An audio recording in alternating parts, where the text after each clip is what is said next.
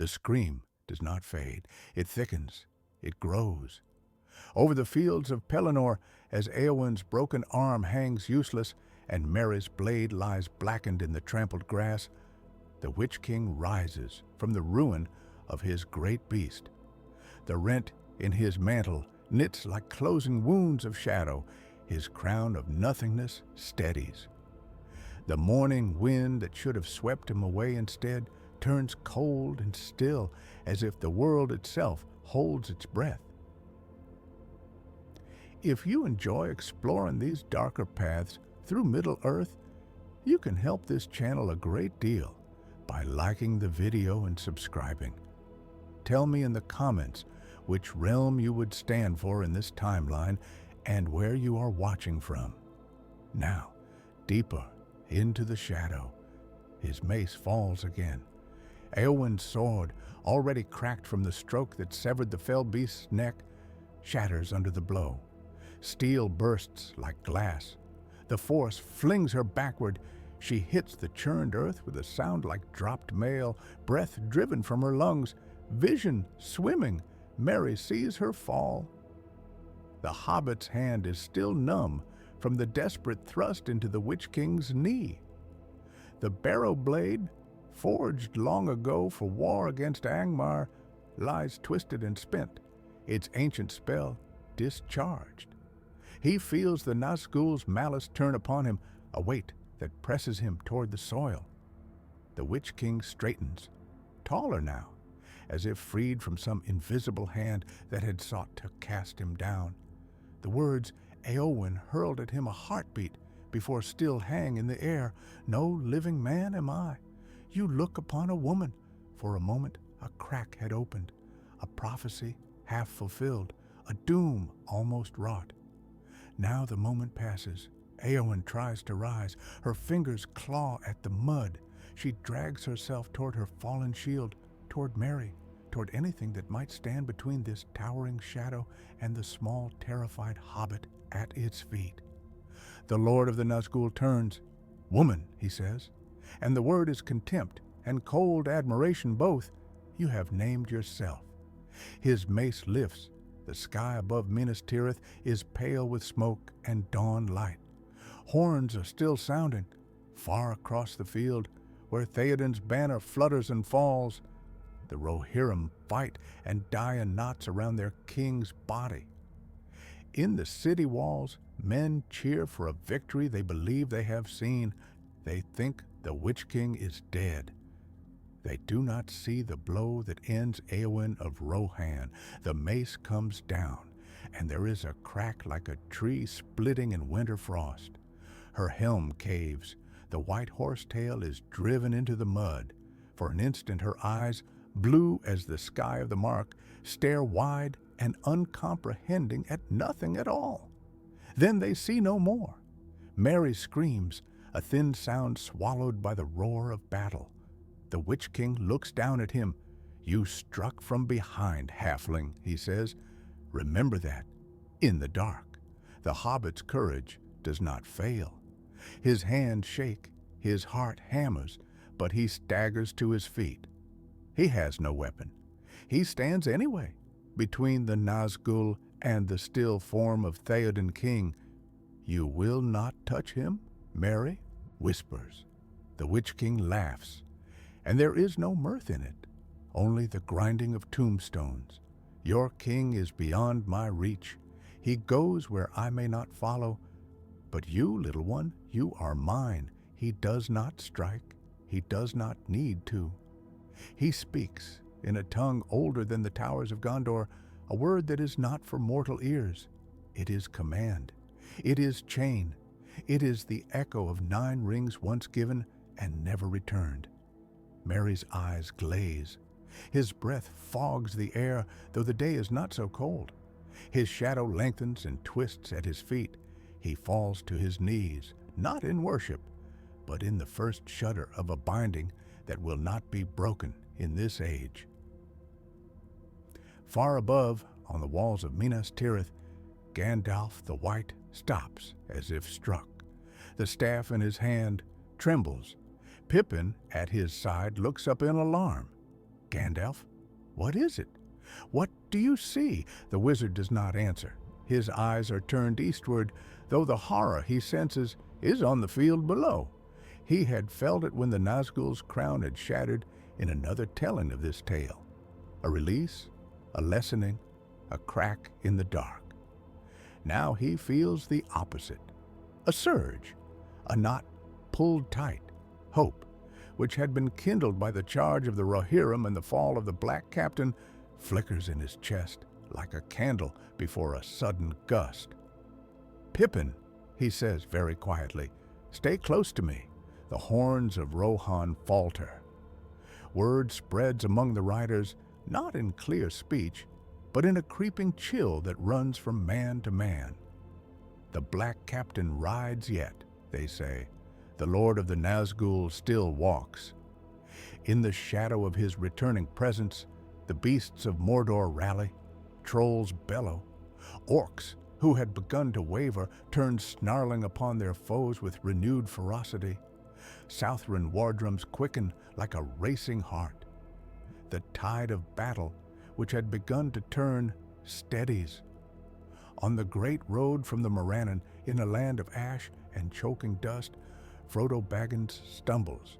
He cannot see the Pelennor, he cannot hear the horns of Rohan or the screams of Nazgul, but he feels something, a weight, a pressure, as if the air itself has grown thicker, the ring grows heavier on its chain. He and Sam have been walking for hours that feel like days. The light is a dull, poisonous red. The slopes of Mount Doom are still distant, though nearer than they had ever been. Every step is pain. Frodo's hand goes to his breast, clutching at the ring. "Sam," he says, and his voice is hoarse. It is worse. It is as if he has turned to look this way. Samwise Gamgee, who has seen no kings and no White City, who knows nothing of the Witch King's survival, feels it too. Not in the ring, which he has touched and fears, but in the land itself. The ground seems to throb faintly under his boots, like the pulse of a great buried heart. The air tastes of iron and old blood.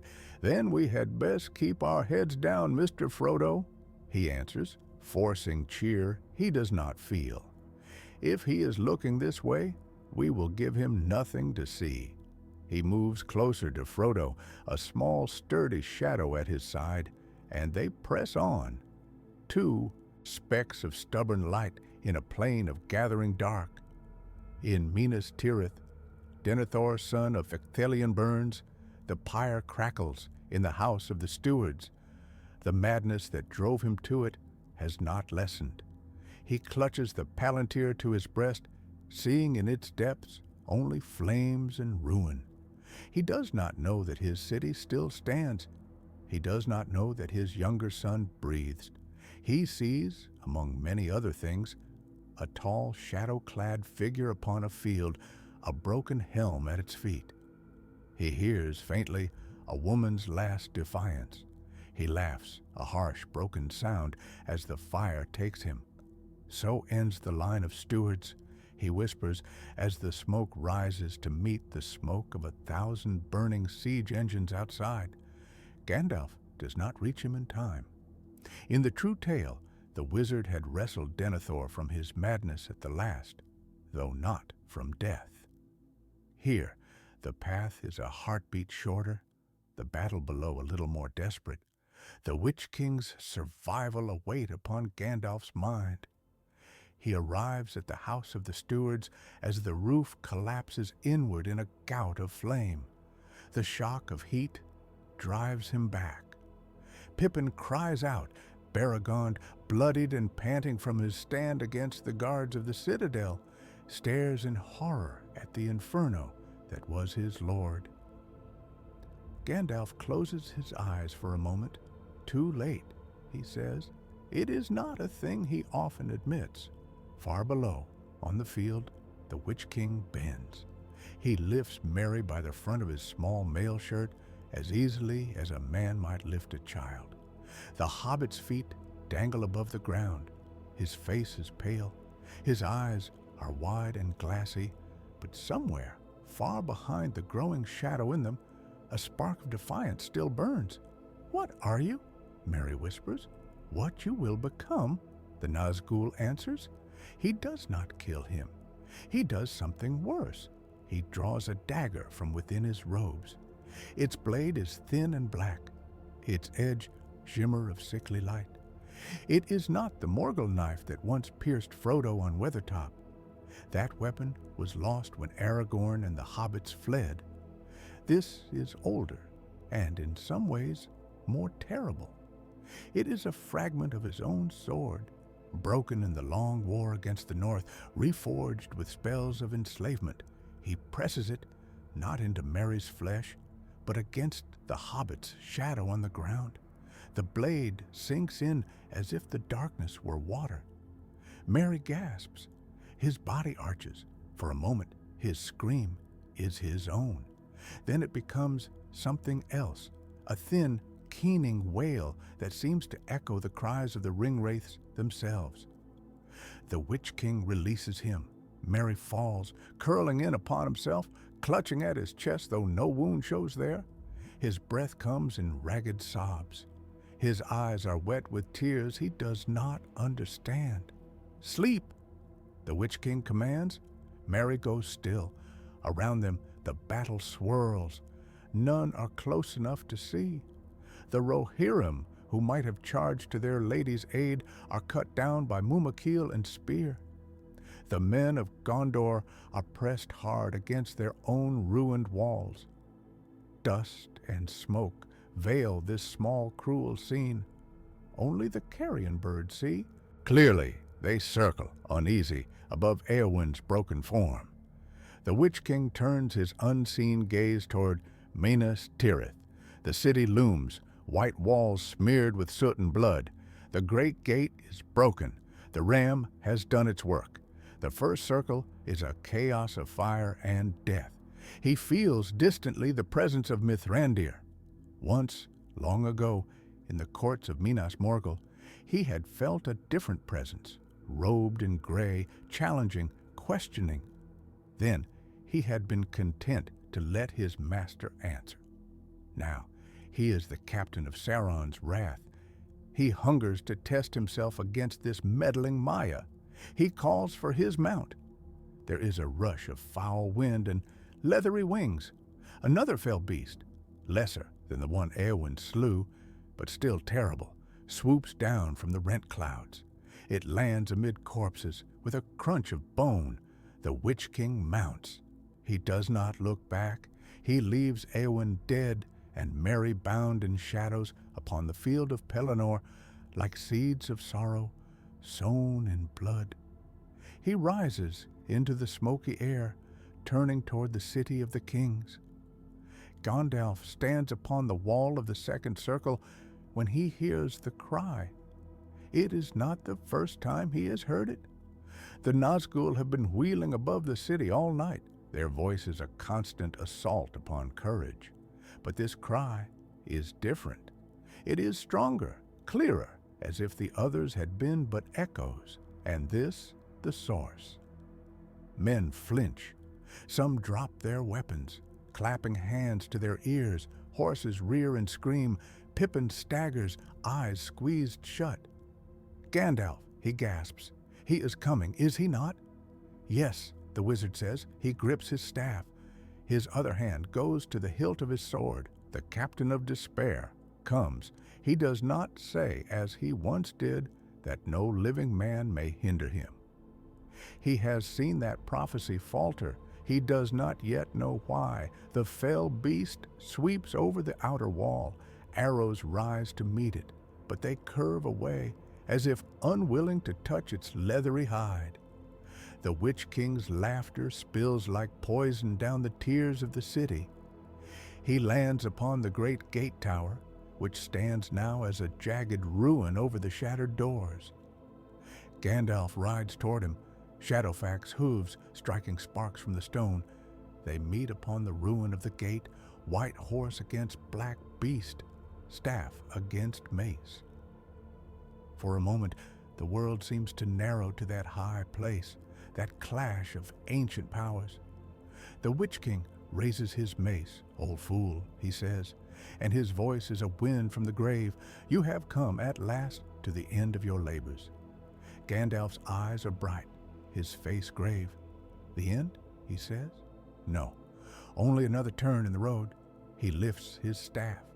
Light bursts from it, white and pure, driving back the shadow that clings to the stones. The fell beast shrieks. Its eyes, red as coals, narrow. The Witch King does not flinch. He drives his mace down. The blow meets the light. For an instant, there is a sound like ice cracking on a spring river. The very air seems to shudder. Men below stumble, clutching at their ears. Stones grind against one another. In the true tale, the light held. The Witch King's weapon broke. Fear was cast back. Here, the balance is different. The Witch King has not known the sting of prophecy fulfilled. He has drunk deep of the terror of Éowyn and Merry. He is stronger than he should be.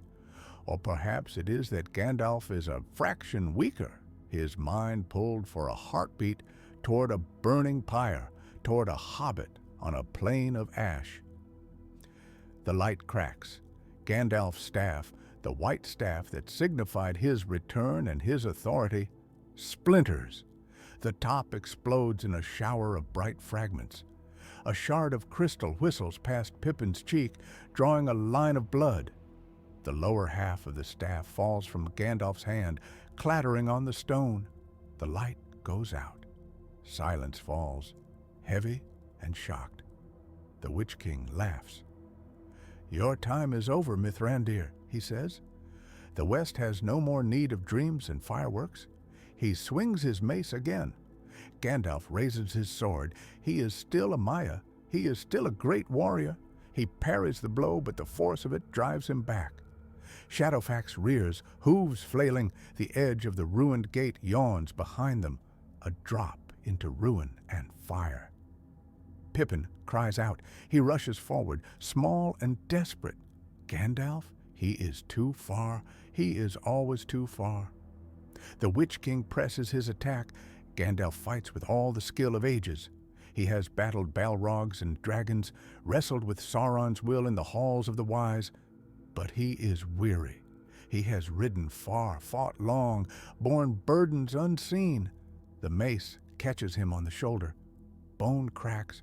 Pain lances through his arm. His sword flies from his hand, spinning into the empty air beyond the gate. The Witch King leans close. "I will not unmake you," he whispers, and his voice is almost gentle. "I will leave you here to see what comes, to know that you failed." He lifts his hand. Shadow pours from his fingers, not as smoke, but as a net, fine and strong. It wraps around Gandalf, around his limbs, his chest, his throat. It seeps into his mouth, his eyes, his very skin. Gandalf gasps. He feels the weight of it, the cold. He feels something else, too, a pull downward and inward toward the halls of Mandos, toward the utter west. He is not sent there. He is pinned between. He falls to his knees. His white robes darken as if soaked in ink. His hair, once bright as new snow, dims. His eyes, though, remain, and in them burns a fierce, undimmed light. He cannot move. He is a prisoner in his own flesh. The Witch King steps back, satisfied. "Watch," he says. "Watch your city fall." He turns his gaze upon Pippin. The hobbit, trembling, has not fled. He stands with his small sword drawn, though the blade shakes in his hand. "Do not touch him," Pippin says, voice breaking. The Witch King considers him. "Another halfling," he muses. "Your kind multiplies like mice in the walls of the world." He feels then something that pricks his curiosity. There is a shadow upon this one too, a faint echo of the great ring, like the scent of smoke upon a man's clothes. He looks deeper and sees, distantly in memory and foresight both, a small figure before the black gate, a voice piping defiance. He smiles. "You will serve," he tells Pippin. He does not bind him. as he did Merry.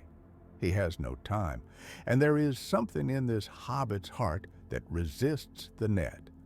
But he marks him. He reaches out a hand and touches Pippin's brow with one blackened finger. Cold spreads from that point, a frost that never quite melts. Pippin staggers back, gasping. The Witch King mounts his beast again. "Sound the retreat," he says to the captains of Mordor below. "Draw back, let them taste hope again." The orcs snarl in confusion, but they obey. The assault upon the walls lessens. The pressure upon the gate eases. Men of Gondor and Rohan, battered and bleeding, find themselves no longer pressed to the brink. They cheer raggedly. They think the enemy falters. They do not see that this is not fear, but calculation. The Witch King rises into the sky.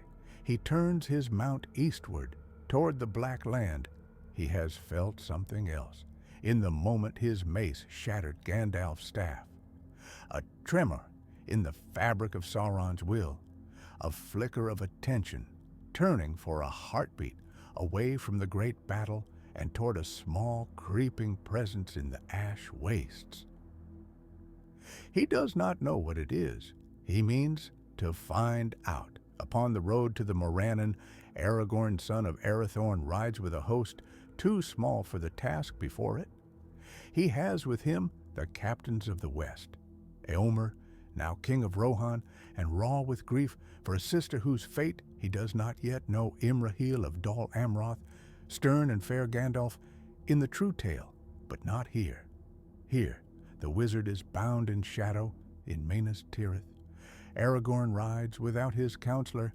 The dead have been dismissed. The Corsair fleet has been taken. The city has been relieved, though at great cost.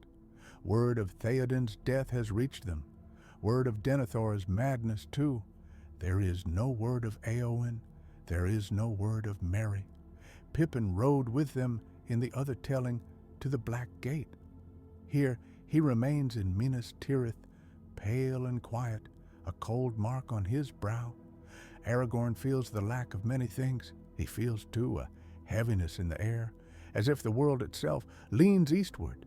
He rides at the head of the host, Andúril at his side, the banner of Elendil snapping in the foul wind. His face is set. "We go to draw Sauron's eye," he tells the men behind him.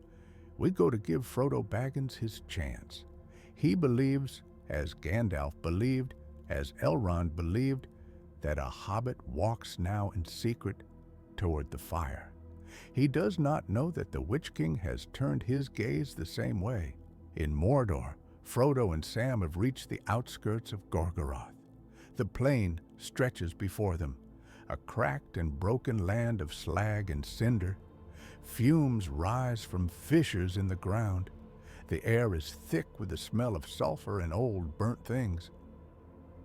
Mount Doom looms, vast and close now, its cone wreathed in a constant shroud of smoke. The red glow at its summit pulses like a slow, angry heartbeat. Frodo is on his hands and knees. He cannot remember when he last walked upright. The ring drags at his neck, a weight far beyond its size. His breath comes in shallow gasps. Sweat and ash streak his face. Sam stands over him, legs braced, eyes scanning the wasteland. He sees no orcs. They have all been drawn to the great mustering at the Black Gate. That, at least, has gone as planned. But he feels something else, a presence, vast and searching. It is not Sauron's eye, that great lidless gaze that sweeps the land from the pinnacle of Barad-dûr. That is fixed now upon the west, upon the host that dares approach his gate. This is narrower, more focused, a spear point of malice. Sam shivers. "Mr. Frodo," he says softly, "we must move. There is something hunting." Frodo lifts his head. He feels it too. It is not the same as the eye that has tormented his dreams. That gaze was fire and command. This is cold iron and contempt. The ring stirs upon his breast, a whisper curls at the edge of his hearing, not in words he knows, but in intent. Found you? Sam looks up. Far above, a dark shape wheels against the red-stained sky. A fell beast. Upon its back, a shadow with a crown of iron that is not there, and yet is. The Witch King of Angmar has come to Mordor. He circles once, twice, his gaze sweeping the plain. He should not see them. They are small, cloaked in elven gray. They lie among rocks and ash. They have moved with care, with cunning, with the quiet of hobbits in a farmer's field. But the ring is no longer as well hidden as it was. It has felt the breaking of Gandalf's staff. It has felt the death of Éowyn, the binding of Merry. It has tasted the despair of Denethor. The world tilts toward shadow, and it rejoices. It calls, not loudly, not so that Sauron feels it, distracted as he is by the mustering of the West, but enough. The Witch King hears. He does not know what he hears. It is a note in a great discordant symphony, but it is there, and it is near. He leans forward in his saddle of bone and leather. Down he hisses to the beast. They stoop. Sam's heart slams against his ribs. He grabs Frodo's shoulder. "Put it on!" he whispers. Frodo's eyes, huge and haunted, meet his. "Sam, if I do..." Sam swallows. He has seen what the ring does. He has watched Frodo fade, step by step, into something thin and distant, but the shadow above is drawing nearer. If he sees us as we are, Sam says, we are dead. If he sees you as you are with that thing, perhaps he will not dare. It is a gamble born of terror and love. Frodo's hand goes to the chain. His fingers close around the ring. It is hot. It is cold. It is everything. He hesitates, then he slips it on. The world shifts. The plain, the sky, the mountain, all become thin and gray like smoke. Colors drain, sounds stretch. The weight of his body lessens, even as the weight of the ring grows. He sees not with eyes, but with something else. The great eye atop Barad-dûr, turned westward, a tower of flame and will. He sees closer, the Witch King.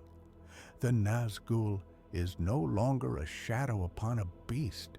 He is a tall, terrible figure, wreathed in a darkness that is almost substance. His crown blazes with a sickly, greenish light.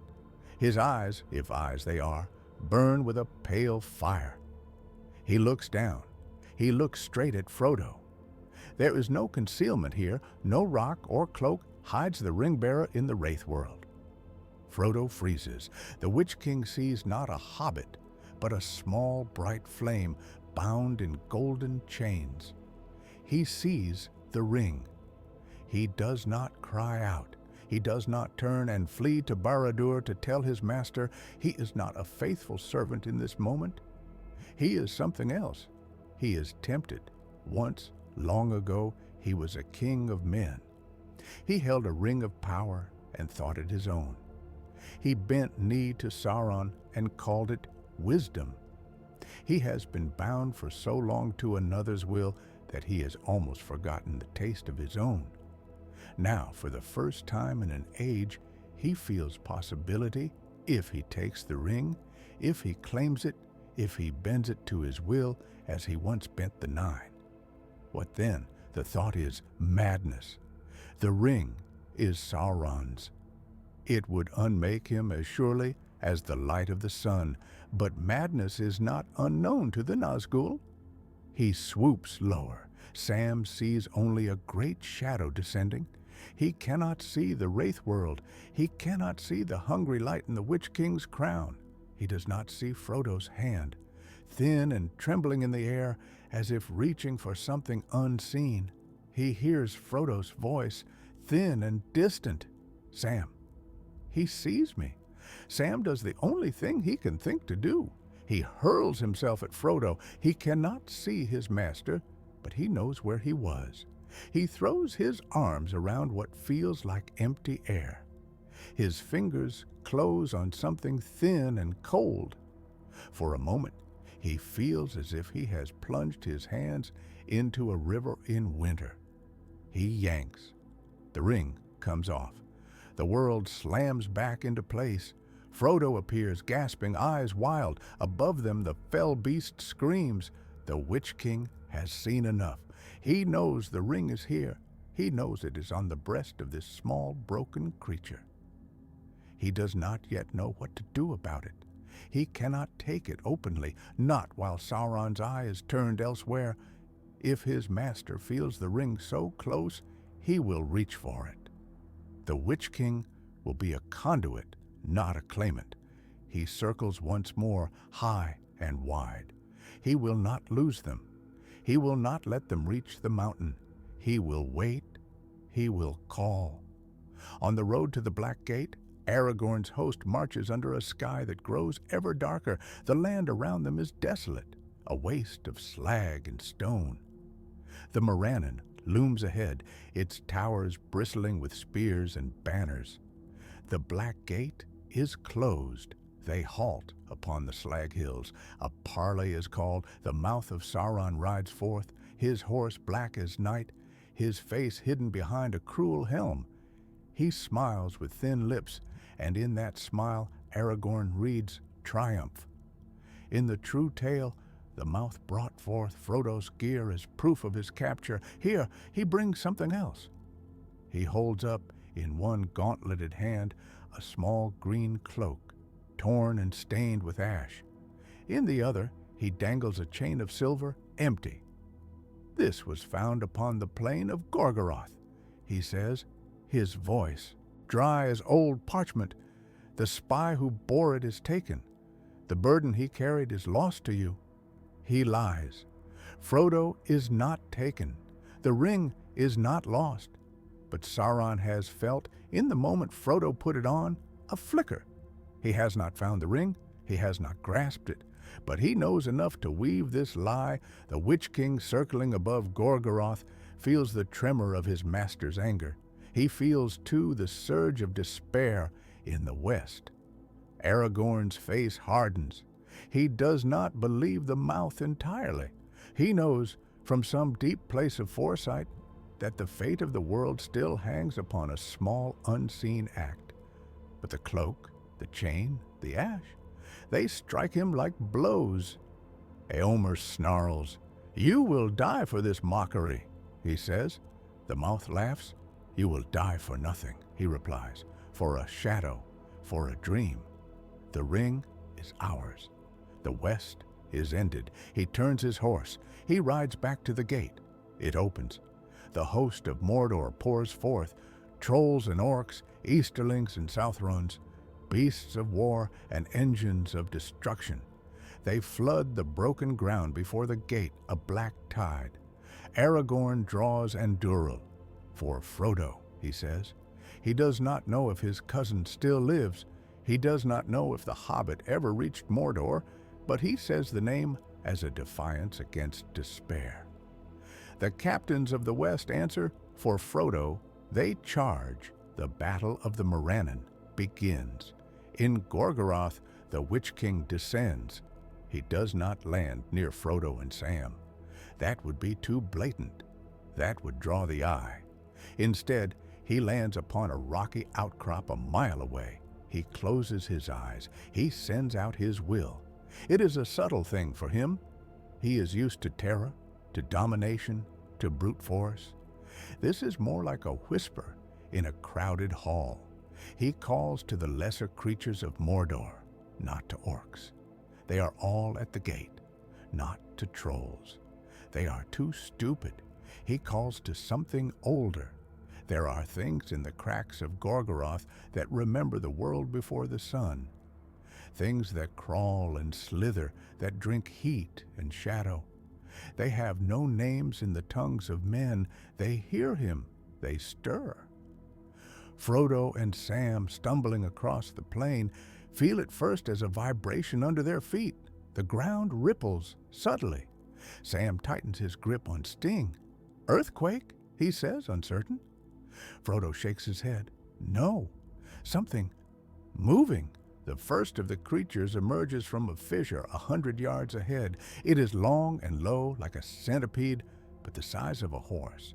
Its carapace is black and glossy. Its many legs end in hooked claws.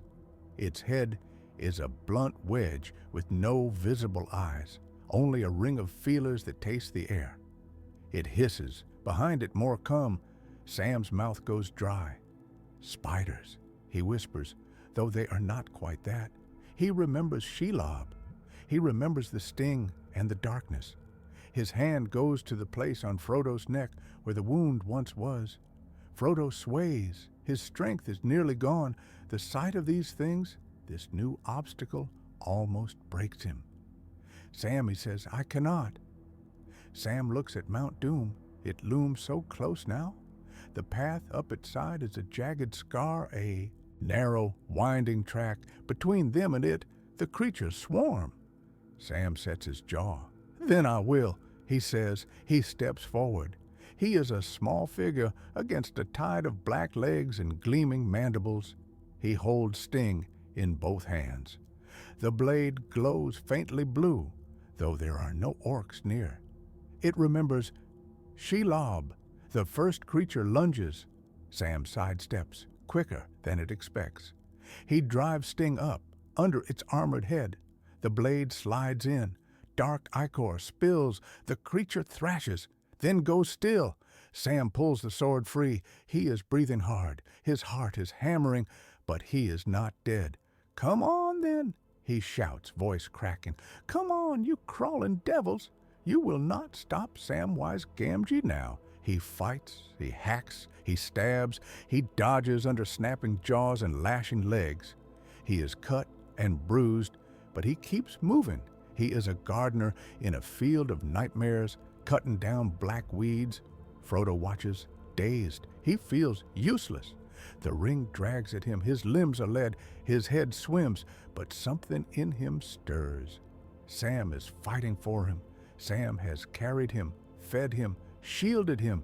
He cannot let Sam stand alone. He forces his legs to move. He stumbles forward, picking up a jagged rock. He brings it down on a questing feeler. The creature recoils. It is a small act, but it is enough. Together, hobbit with sword and hobbit with stone, they carve a path through the swarm. Above them, the Witch King watches. He is impressed, in a distant way, by their stubbornness. He had thought to let the creatures tear them apart, to retrieve the ring from the ruins. Now he sees that they may yet reach the mountain. He cannot allow that. He cannot yet reveal them to Sauron. His own treacherous thought still clings. If he can take the ring at the very brink, if he can claim it in the fire, he makes a decision. He calls his beast. He will take them himself. On the slag hills before the Black Gate, Aragorn's host is being crushed. They are too few. They knew it would be so. They came here to die, if need be, to buy time and hope. But hope has been wounded. The mouths, lies, the weight of the sky, the absence of Gandalf, all gnaw at their hearts. Eomer fights like a man already dead. He has lost his king, his uncle, his sister. He does not yet know the last, but he feels it. Imrahil's banner falls, then rises again in another hand. Legolas and Gimli fight back to back. An elf's grace and a dwarf's stubborn fury. 42, Gimli grunts, splitting an orc's skull. 50, Legolas replies, loosen an arrow into the eye of a troll. They do not smile. They have no breath for jest. A great shape looms above them. The Nazgul have come to the battle. Their cries fall like hammers upon the hearts of men. Horses scream and bolt. Men drop their swords and cower. In the true tale, the eagles came. Here they do not. Gwaihir feels the pull of the west, the call of Mithrandir. But that call is muffled, bound in shadow. Gandalf cannot send his plea as strongly as he once did. The eagles wheel far to the north, uneasy, but do not come. The Nazgul stoop upon the host of the west like hawks upon mice. One falls upon a company of Dol Amroth knights, scattering them like chaff. Another tears a banner from its pole and shreds it. One dips low over Aragorn himself. The king of the West feels the cold of its passage. He looks up, eyes blazing. "Come down," he shouts. "Face me, the Nazgul does not." It screams, and the sound claws at his mind. He staggers. The ring of steel and the roar of battle fade for a moment. He sees, in his mind's eye, a white tree blackened and dead, a throne empty, a city in flames. He shakes his head, forcing the vision away. He lifts Andúril. "For the Dunedain," he cries. Men rally to his voice. They form a ring around him, shields locked, spears out. They will die here. They know it. In Minas Tirith, Pippin sits beside Gandalf. They are in a small chamber off the Houses of Healing. The walls are white. The air smells of athelas and blood. Gandalf sits in a chair by the window. He has not moved since the battle. The shadow that binds him is visible only as a faint darkening of the air around his limbs, a reluctance in his muscles. To most eyes, he is simply very still. Pippin sees more.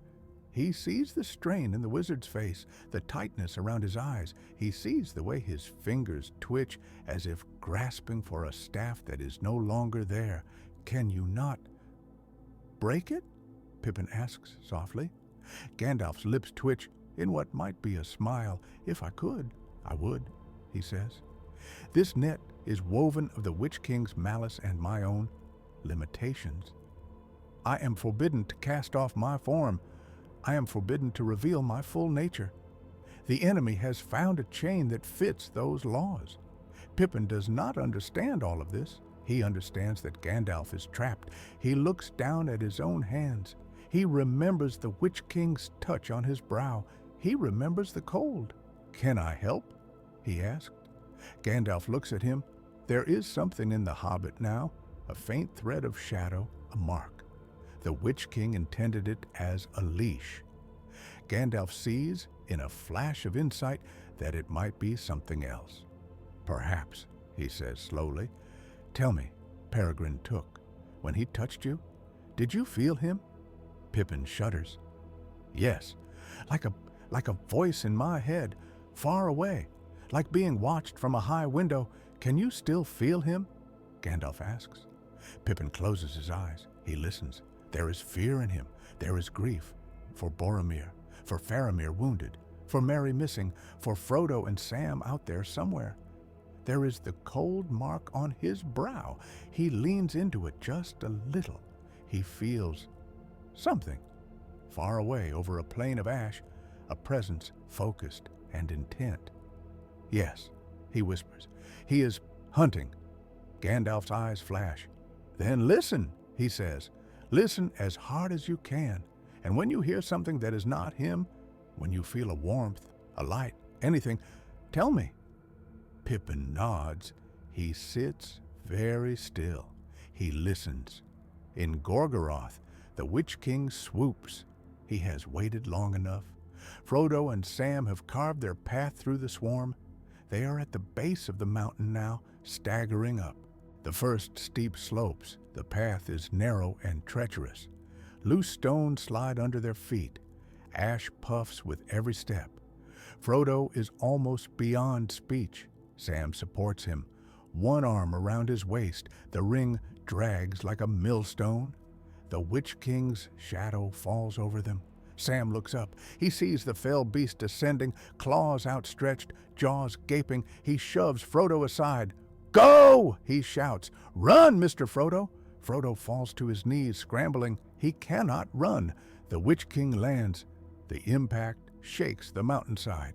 Rocks tumble, dust billows. He dismounts. He stands before them, tall and terrible.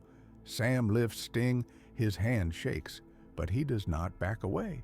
"You will not have him," he says. The Witch King regards him. "You are brave," he says, "brave and small." It is an old tale. Sam swallows.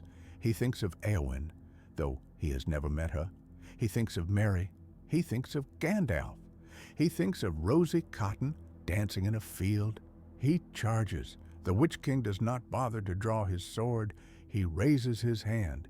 Sam stops, as if he has hit an invisible wall.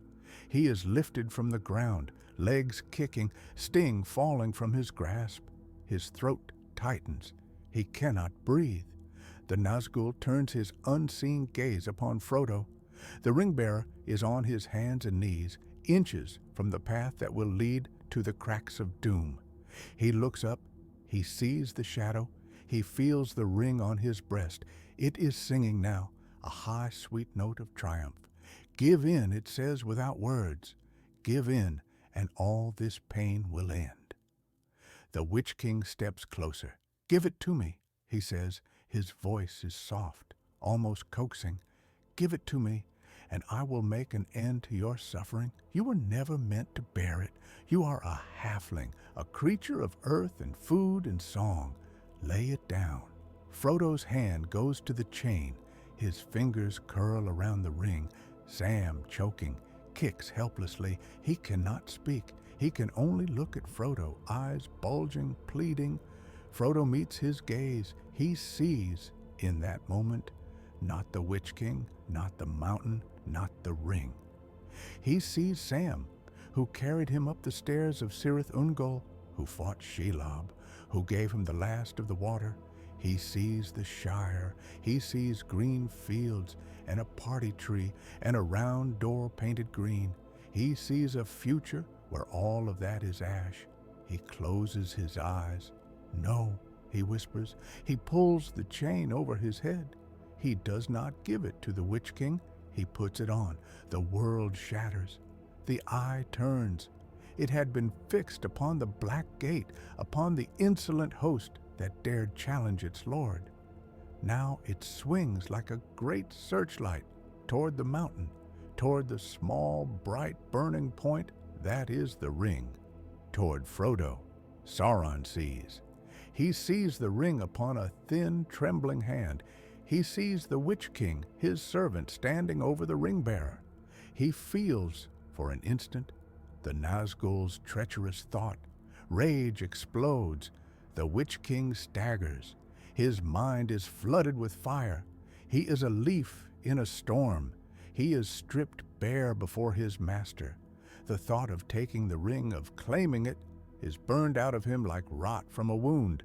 He screams a sound that no mortal hears, a sound that echoes in the Wraith world. Sam falls, gasping, as the invisible grip on his throat vanishes. Frodo, in the Ring's world, sees more than he ever wished to see. He sees Barad-dûr, its vast black walls, its iron crown. He sees the eye, lidless and rimmed with fire. It sees him. It sees the ring. Come to me, it commands. Frodo staggers to his feet. He is no longer in control of his body. He is a puppet on a golden string. His feet turn, not toward the cracks of doom, but down the mountain, toward the plain. Sam sees him moving. "Mr. Frodo!" he cries, scrambling to his feet. No, the mountain, Frodo, the fire. Frodo does not hear him. He walks, stiff and slow, like a sleepwalker. The Witch King, still reeling from Sauron's fury, recovers enough to act. He sees the ring-bearer turning away from the fire. He sees his master's intent. He understands. He steps forward. He reaches out. He will take the ring-bearer. He will bring him to Barad-dûr. He will not claim the ring. He will not dare. But he will be the hand that delivers it. It is a bitter compromise. He had dreamed for a heartbeat of being more than a servant. Now he will be the greatest of servants. He grabs Frodo's wraith form. To Sam's eyes, it looks as if Frodo jerks mid-step and then is yanked upward by an invisible force. He cries out. He lunges. He catches Frodo's ankle. For a moment, all three are linked. Frodo half in the wraith world, Sam in the mortal, the Witch King between. The ring pulses. A shock runs through them. Far away in Minas Tirith, Pippin gasps. He has been sitting, eyes closed, listening. He feels suddenly a flare of cold and heat together. He feels the Witch King's mind focused and strained. He feels something else, a small, stubborn light. Gandalf? He whispers. He has him. He has Frodo. But Sam is holding on. Gandalf's bound hands clench. He cannot see. He cannot send his thought as once he did. But he can still speak. Samwise, he whispers, though no air carries the word. Do not let go. Pippin hears him. He does something he has never done before. He pushes. He takes the faint thread that links him to the Witch King, the mark upon his brow, and he pulls on it. He pours into it everything he has, his fear, his love for Frodo and Merry, his anger at Boromir's death, his memory of fireworks over the Shire. It is a tiny thing, a hobbit's heart, flung against a mountain of malice. But the Witch King is distracted. He is being scoured by Sauron's rage. He is grappling with the ring-bearer. He is standing upon a mountainside that trembles under the weight of a waking volcano. The tug from Pippin is like a gnat's bite. It is enough. He stumbles. His grip on Frodo's wraith form slips, just a fraction. Sam pulls. He hauls Frodo down, out of the Witch King's hand, out of the wraith world, down into his own arms. They fall in a tangle on the ash. The ring slips from Frodo's finger. It lands on the ground, a small plain band of gold. For a heartbeat, it lies there. The Witch King sees it. Sauron feels it. Sam moves. He does not think. He does not hesitate. He picks up the ring. It is heavier than anything he has ever lifted. It burns his hand. It sings to him of gardens that never die, of Rosie's laughter echoing forever, of a Shire untroubled by time. He closes his fingers around it. He does not put it on. He runs. He runs up the path, up the mountain, up toward the red glow. Behind him, the Witch King screams. He launches himself forward. His hand closes around empty air. He calls to his beast. It scrambles up the slope, claws gouging the rock. Sam runs. His lungs burn. His legs shake. His heart feels as if it will burst. He runs anyway. Frodo, gasping, staggers after him. He is empty. The ring is gone. He feels as if something has been torn from his very soul. Sam, he croaks. Sam, what are you? Sam does not answer. He reaches the entrance to the Sammath Naur. The heat blasts him. It is like opening an oven door, multiplied 100-fold. The air is thick and hard to breathe. Sweat pours from his skin. He staggers inside. The chamber of fire is vast. A great chasm gapes in the center, filled with roiling molten rock. The light is red and gold, flickering and alive. The air shimmers. Sam steps to the edge. He holds the ring over the fire. It screams, not in sound, but in his mind. It shows him Rosie holding a child with his eyes. It shows him number 3 bag-shot row, green and peaceful. It shows him himself, tall and wise, a great gardener whose name is known in every land. He weeps. I am sorry, he whispers. I am so sorry. He opens his hand. The ring falls. It spins, a tiny circle of gold, tumbling end over end. It hits the fire. The world convulses. Sauron screams. His eye flares, then contracts. The towers of Barad-dûr shudder. Cracks race up its black flanks. Stones split. Iron groans. The Nazgûl, wheeling over the battle at the Black Gate, falter. Their beasts shriek. Their forms waver. They are bound to the ring. Its unmaking is their unmaking. In that moment, they are naked. The Witch King on the slope of Mount Doom staggers. His form flickers. He feels, for the first time in an age, something like fear. He is being pulled, not by Sauron, not by any will, but by a great, inexorable tide. He is being unmade. He looks up. He sees Sam small and shaking by the fire. He sees Frodo crawling toward him. He sees the mountain cracking. He sees the end. He laughs. It is a wild, broken sound. You have done it, he says. Little fools, you have done it. His crown flickers, his shadow thins. But you have not saved your world. He lifts a hand. He points toward the west.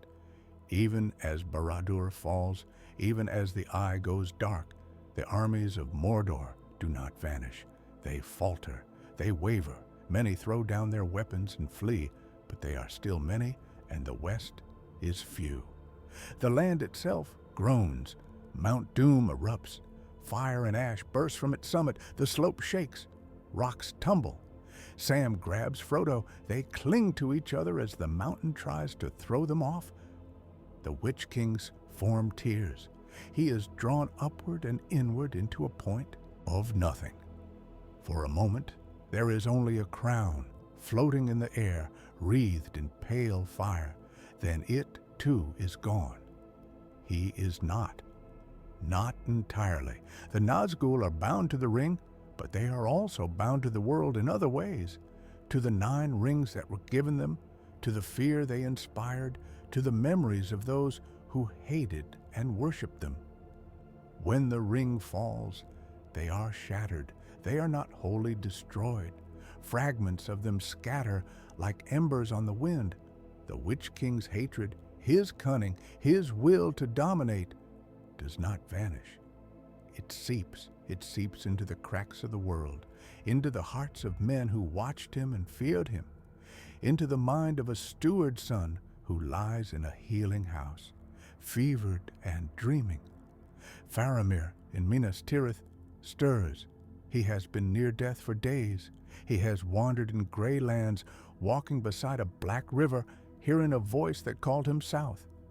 Now, as the ring falls, as Sauron screams, as the Nazgul shatter, something brushes him, a shadow, seeking a home. He is weak. He is open. It enters. He gasps. His eyes fly open. They are still gray, still kind, but there is a shadow in them now, a depth that was not there before. Éowyn does not wake. She lies in another room, pale and still, her broken body laid out with honor.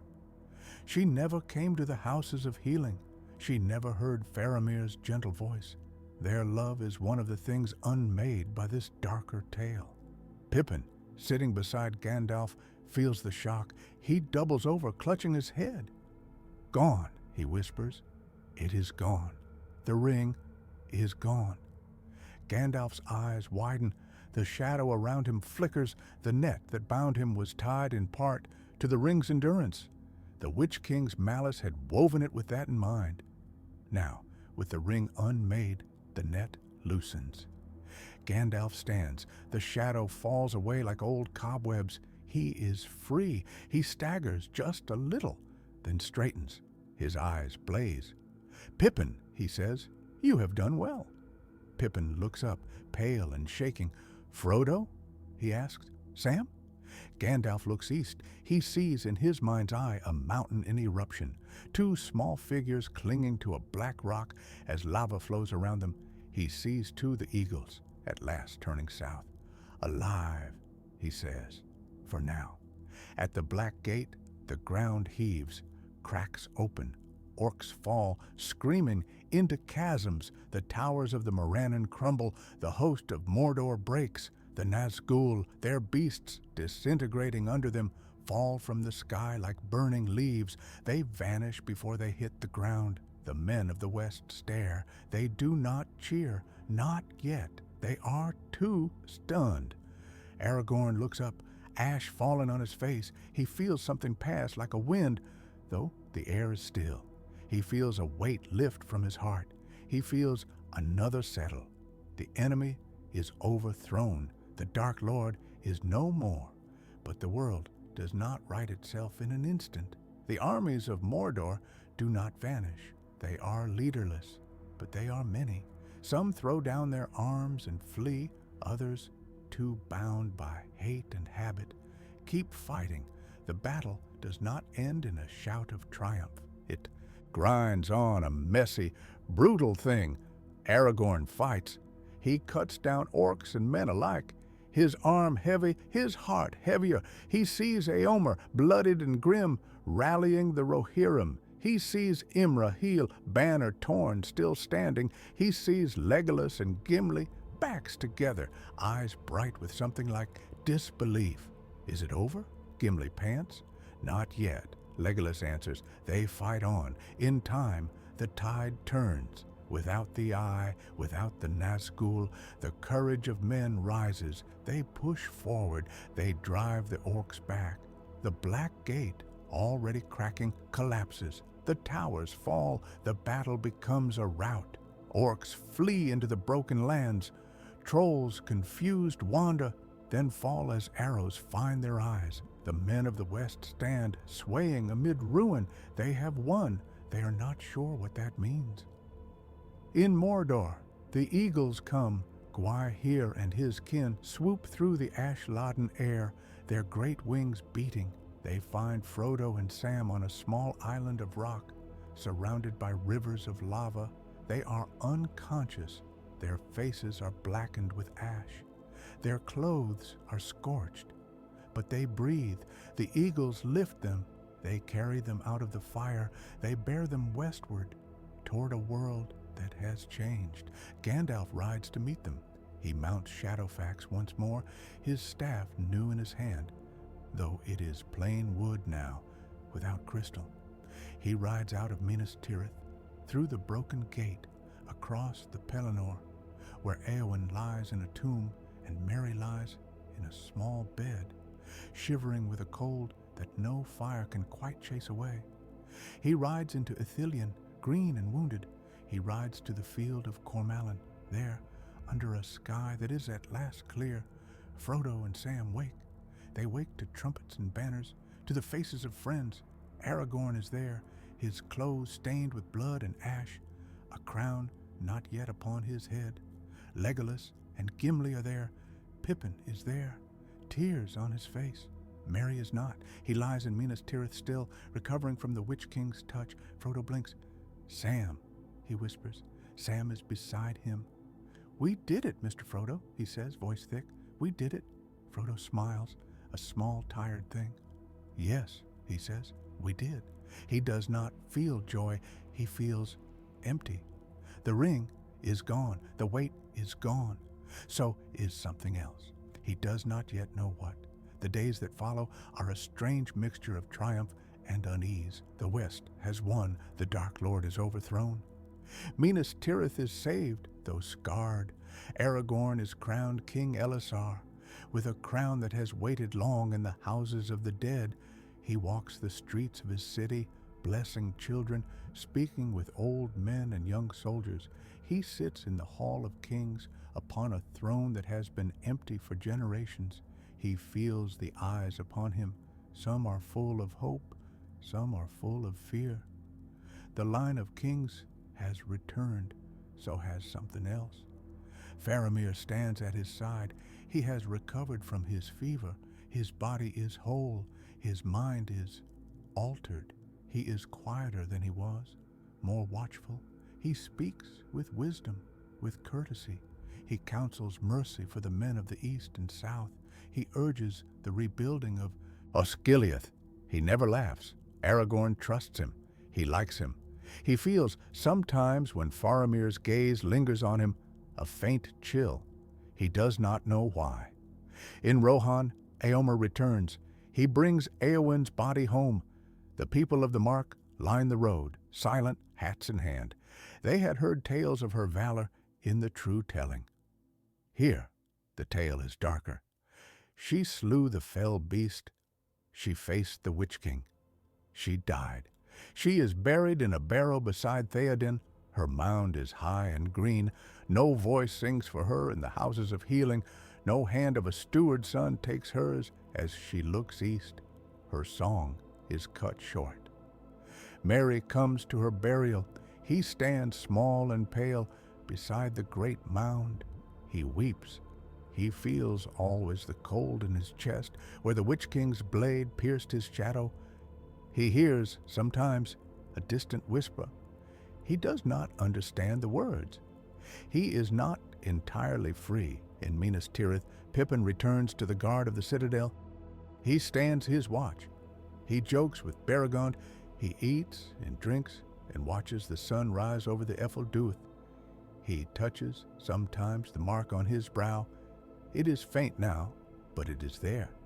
He dreams of a crown of iron. He wakes, heart racing, and tells no one. Gandalf sits with Frodo. They talk sometimes of the Shire, of Bilbo, of small things. They do not talk much of the ring. Frodo's hand goes unconsciously to his breast where it once lay. There is a wound, he says softly, that does not show. It is as if something tore a piece of me away and left a hole. Gandalf nods. The world has been saved, he says, but not without cost. Frodo looks out over the city. He sees in the distance the black line of the mountains, and beyond them a faint dark smudge where Barad-dûr once stood. What now? He asks. Now, Gandalf says, we see what grows in the shadows' place. Not all of the shadows gone. In the east, in the lands of Rhûn, men who served Sauron gather. They have lost their master. They have not lost their hate. They speak of a new power rising in the west, of a king returned, of a white city that commands the rivers and the roads. They do not trust it. In the south, in Harad, warlords argue. Some counsel peace, trade, a turning inward. Others remember the Witch King riding at their head, the fear he inspired, the victories he won. They whisper of him as a hero, a dark champion. Legends begin to grow. In Mordor, the land is broken. The plains of Gorgoroth are cracked and scorched. The air is full of dust, but life, stubborn, begins to creep back. Small, twisted plants push up through the ash. Birds fly over the ruin. In the cracks of that land, something else stirs. Fragments of the Nazgul's being, scattered by the ring's fall, have not vanished entirely. They are like seeds, small and hard and full of dormant malice. Most lie dormant. A few find soil. In Minas Tirith, Faramir dreams. He dreams of a tower, white and high, crowned with 7 stars. He dreams of a city ringed with walls, its gates shut against a world of foes.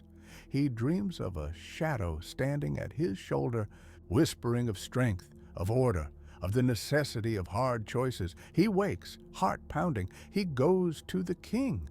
There are stirrings in the east, he says. We must be vigilant. We must be strong. Aragorn nods. He has seen the same reports. Raids on the borders, caravans attacked, rumors of a new cult in the lands beyond the Sea of Rhûn. He does not see the way Faramir's eyes darken, just for a moment, when he speaks of strength. In the Shire, life resumes.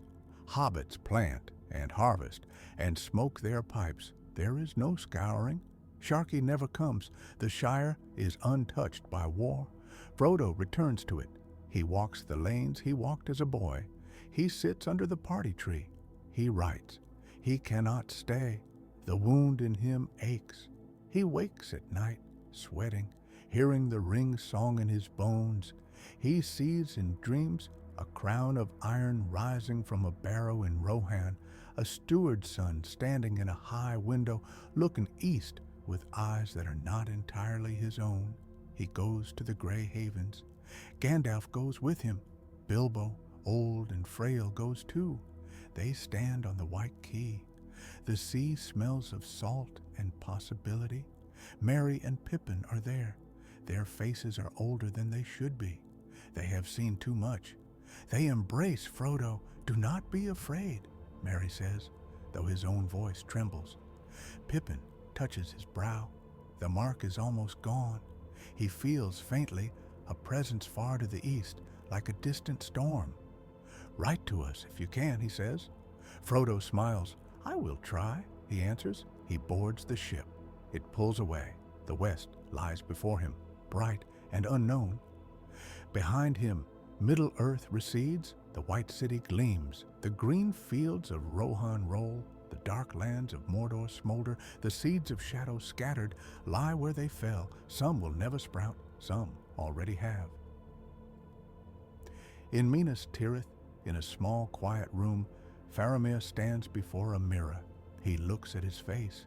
He sees his father's eyes, his mother's mouth. He sees just behind his own reflection a faint outline, like smoke, a crown that is not there and yet is. He lifts his hand, his fingers close for a moment, as if around the hilt of an unseen sword. He relaxes, he smiles. It is a small smile, tired and kind.